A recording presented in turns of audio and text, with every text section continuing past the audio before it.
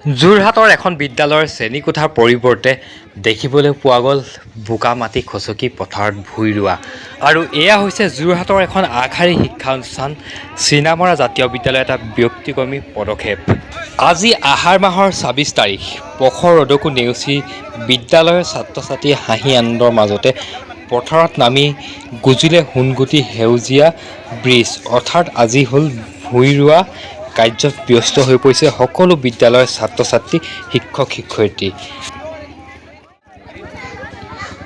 প্ৰতি বছৰেই ভূঁই ৰোৱা কাৰ্যসূচী এক উৎসৱৰূপে উদযাপন কৰে চিনামৰা জাতীয় বিদ্যালয়ে। জ্ঞান আৰু কৰ্মই আমাৰ ধৰ্ম, ইয়ে আমাৰ মৰ্ম, এনে এক শ্লোগানৰ সৈতে চলা এই কাৰ্যসূচী শিক্ষক শিক্ষয়িত্ৰীৰ লগতে সমগ্ৰ ছাত্ৰ ছাত্ৰীসকলে দলবদ্ধভাৱে অংশগ্ৰহণ কৰে।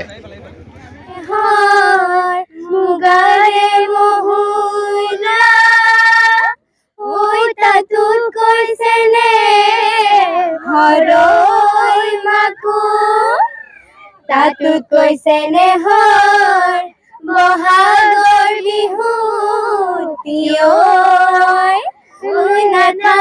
কেনে কৈ থাকো। প্ৰত্যেক বছৰ দলে ৰৌচি খাদ্য যাতে কালিলৈ তেওঁলোকে ডাঙৰ মানুহ হ'লেও ডাঙৰ মানুহবোৰ তাত পোৱা যায় যে যিহেতু কথাকালি বিষয়া বা মন্ত্ৰী এনে হ'লেও যাতে এটা ভূমিকা বুলি এটা বেঙেনা পুলি এটা লাও পুলি যাতে ঘৰতে কৰি খাব পাৰে তাৰ কাৰণে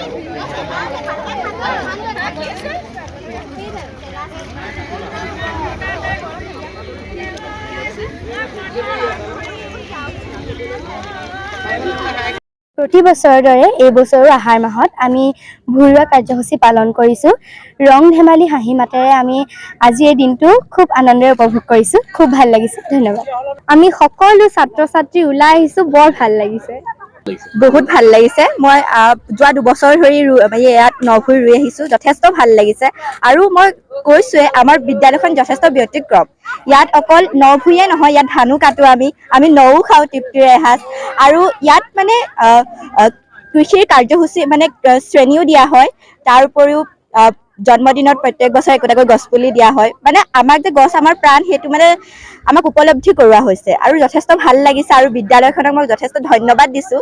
এনেকুৱা কাৰ্যসূচী কৰি যাওক, তাৰ প্ৰতি মই অনুৰোধ জনাইছোঁ। কাৰণ বৰ্তমান সময়ত কি হৈছে যে আমাৰ নতুন প্ৰজন্মবোৰৰ সকলোৰে ঘৰে ঘৰে মানে খেতি নাই আৰু খেতি কৰিবলৈ অসুবিধাও হয়, যিহেতু সকলো ঘৰত নাথাকে, মানে নিজৰ কৰ্মসূত্ৰে হওক বা পঢ়িবৰ বাবে হওক, সেইটো কাৰণে ঘৰৰ পৰা বাহিৰত থাকে। বা আজিকালি কি হয় যে মোবাইলটো বহুত মানে চলাবলৈ লৈছে, সেইটো কাৰণে আমাৰ মানে আমাৰ বিদ্যালয়ৰ ল'ৰা ছোৱালীবিলাকক যাতে কেঁচা মাটিৰ গোন্ধ আমি পাওঁ, আমি যাতে খেতিয়কৰ মূল্য বুজি পাওঁ, আমি যাতে কি হয় আমাৰ খাদ্য বস্তু যাতে নষ্ট নকৰোঁ, আমি যাতে তেওঁলোকৰ প্ৰতি টোপাল ঘামৰ মূল্য বুজি পাওঁ, সেইটো কাৰণে আমাক মানে সেইটো অনুভৱ কৰাবলৈ মানে এইটো পদক্ষেপ লোৱা হৈছে। আৰু এইটো সঁচাকৈ বহুত শলাগ ল'বলগীয়া পদক্ষেপ বুলি মই ভাবোঁ। আৰু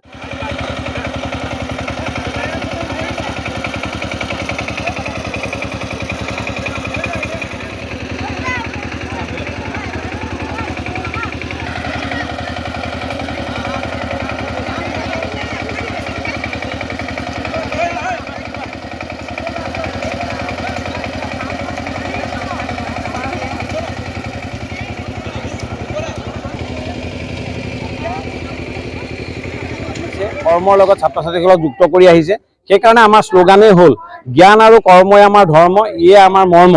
আৰু এই ধৰণে আচলতে ছাত্ৰ ছাত্ৰীসকলক হেৰিয়ৰ লগত যুক্ত কৰাৰ মূল উদ্দেশ্যটো হৈছে যে অনাগত দিনত যাতে তেওঁলোকে যিমানেই ডাঙৰ বিষয়া নহওক, যিমানেই ডাঙৰ মন্ত্ৰী MLA নহওক, তেওঁলোকে আচলতে কি হ'ব খেতিৰ লগত নিজকে যাতে যুক্ত কৰি ৰাখিব পাৰে, কৃষকৰ যাতে মৰ্মবেদনা তেওঁলোকে উপলব্ধি কৰিব পাৰে, তাৰ কাৰণে আমি ছাত্ৰ ছাত্ৰীসকলক এই ধৰণে কৃষি পথাৰত নমাইছোঁ। আৰু আপোনালোকে চাওক, এই শাওণমহীয়া এই টিকাফটা ৰ'দত আচলতে ছাত্ৰ ছাত্ৰীসকল ৰুবৰ কাৰণে যিটো তেওঁলোকৰ মানসিক প্ৰশিক্ষণ, সেই প্ৰশিক্ষণটো তেওঁলোকে লাভ কৰিছে। কাৰণ আমাৰ ল'ৰা ছোৱালীয়ে আজিকালি ৰ'দত থাকিব নোৱাৰে, আৰু ৰ'দত থাকিব নোৱাৰাৰ কাৰণে D ভিটামিন কমি গৈছে আমাৰ ছাত্ৰ ছাত্ৰীসকলৰ, আৰু তাৰ কাৰণে বিভিন্ন বেমাৰবিলাক হৈছে। এই ধৰণে যদি অকণমান ৰ'দত থকা প্ৰশিক্ষণো তেওঁলোকে পায়, তেতিয়াহ'লে মই ভাবোঁ যে ছাত্ৰ ছাত্ৰীসকল শাৰীৰিকভাৱে মানসিকভাৱে সুস্থ হৈ উঠিব আৰু তেওঁলোকে বৌদ্ধিকভাৱে নিজক সবল কৰি তুলিব। তো এইকাৰণে চিনামৰা জাতীয় বিদ্যালয়ে অতীতৰ পৰা 2002 চনৰ পৰা আমি এই কাম কৰি আহিছোঁ আৰু অনাগত দিনতো আমি কৰি যাম বুলি ভাবোঁ।